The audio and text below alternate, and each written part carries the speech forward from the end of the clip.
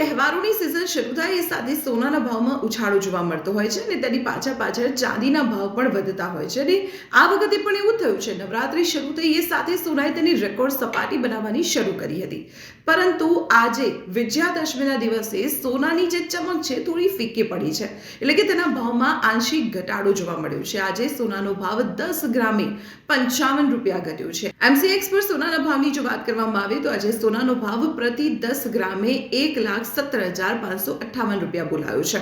હવે આપને ખ્યાલ જ છે કે નવરાત્રીનો તહેવાર અહીં પૂરો થઈ રહ્યો છે. હવે આગળ દિવાળી આવશે અને તે પહેલા પુષ્ય નક્ષત્ર છે, ધનતેરસનો દિવસ છે. આ દિવસો એવા છે કે સોનાની ધૂમ ખરીદી કરવામાં આવતી હોય છે શુકન સાચવવા માટે.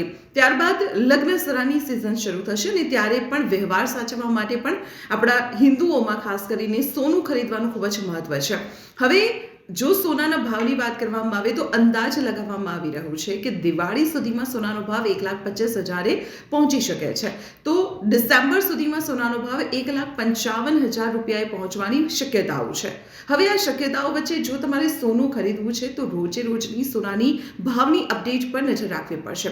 હવે અમદાવાદમાં સોનાના ભાવ પર નજર કરવામાં આવે તો 24 કેરેટ સોનાનો ભાવ પ્રતિ 10 ગ્રામે 1,18,740 રૂપિયા બોલાયો છે, જ્યારે 22 કેરેટ સોનાનો ભાવ પ્રતિ 10 ગ્રામે 1,08,850 રૂપિયા બોલાયો છે. આવી જ રીતે સોનાના ભાવમાં દરરોજ વધઘટ થતી રહે છે. દરરોજ સોનાના ભાવમાં થતી વધઘટ જાણવા માટે આપ જોડાયેલા રહો સંદેશ ડિજિટલ સાથે.